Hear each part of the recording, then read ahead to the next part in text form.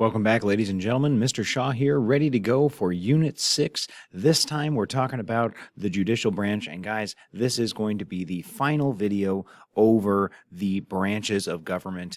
And guys, or not the final video, sorry, the final group of videos over the branches of government. And we're getting into the home stretch here. Again, I know that my students, you guys with me, are getting ready for our EOC now. If you're watching on YouTube, I mean, hey, great. Welcome. Glad to have you. Make sure you hit that like and subscribe button, okay? I know it's not, I know it's two different things.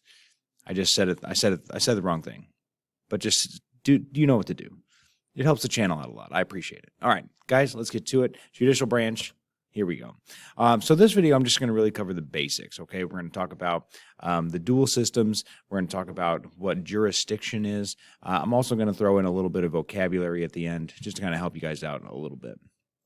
All right, so the historical context is that, remember, if we talk about the Articles of Confederation, that there was no judicial system. And when what Americans realized during that time was that if you don't have a judicial system, there is no one to resolve disputes.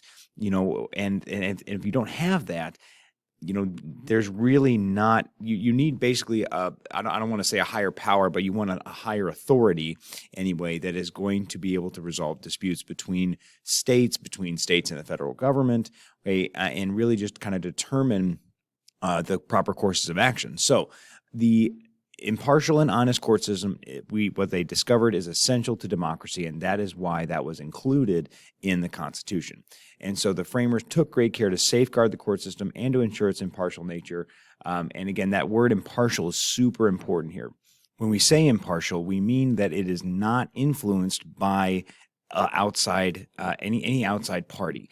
And so the first thing you need to know is that federal judges are not elected, okay? They are appointed by the president and confirmed by the Senate. Okay, and we do that so they don't have to run for office. We don't want them to have to take donations from people, and then maybe if something came up later about somebody that donated, then they're not going to be able to be impartial in that case.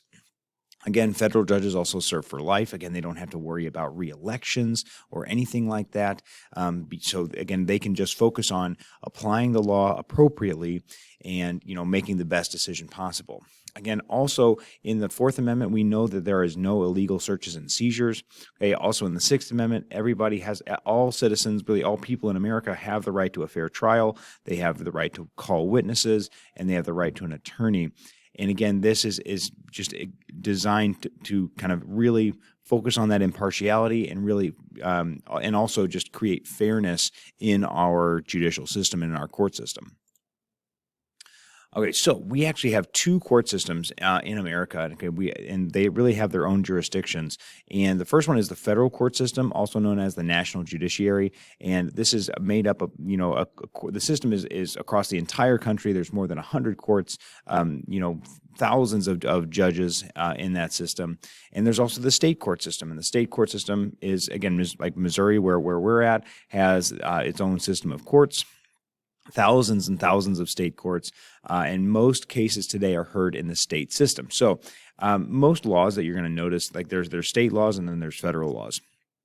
And when you think about the court system itself, most of the courts deal with state laws and state, and violations of state crimes and things like that. Also, civil courts that we'll talk about, again, are usually going to kind of start in the state courts.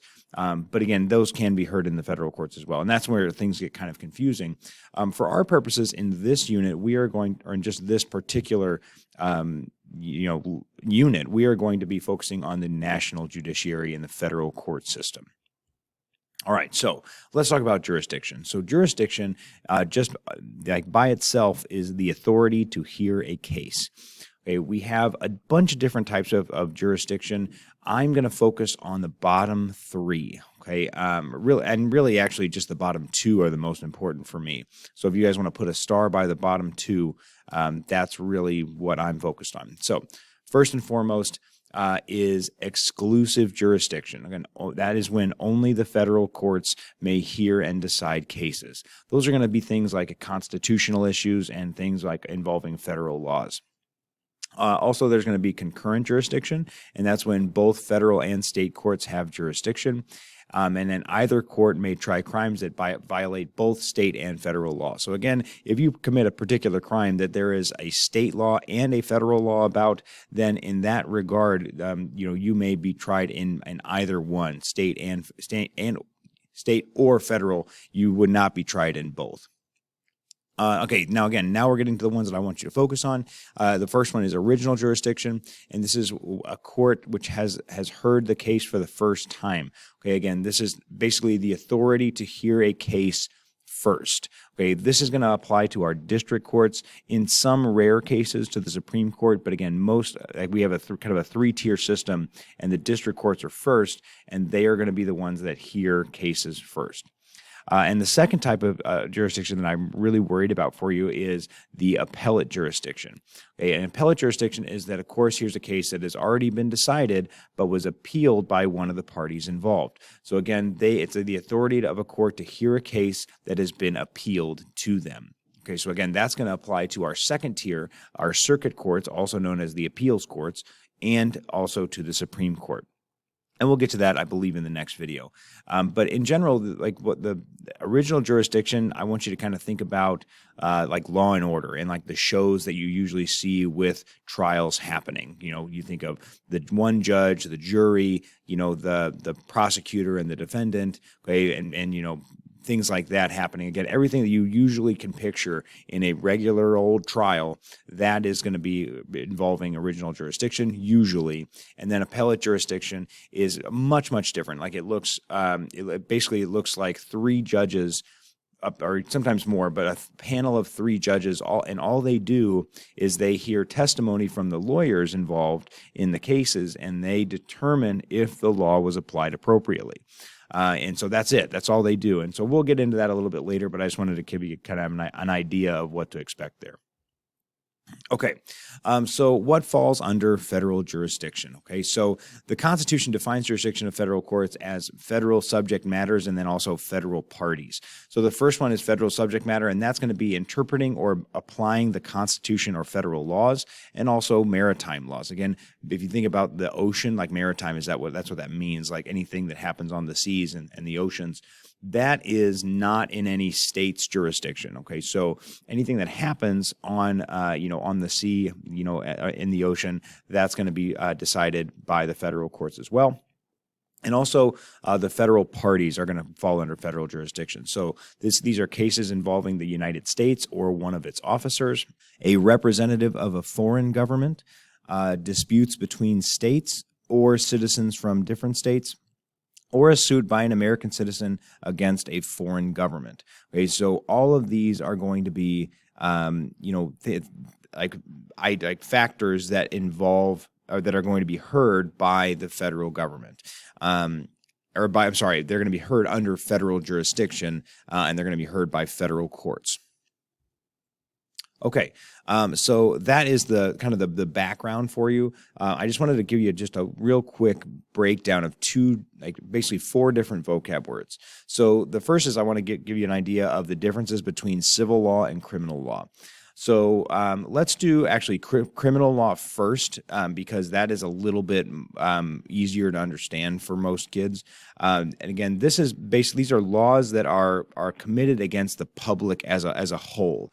So I kind of like to think of these as like crimes against society, things like murder and things like that. I mean, again, it's kind of confusing to think about it in that way, but like the idea is you have.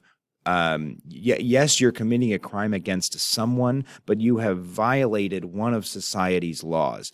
And there's laws, against not murdering and not, beating people and things like that. And so that's what we usually would fall under criminal law.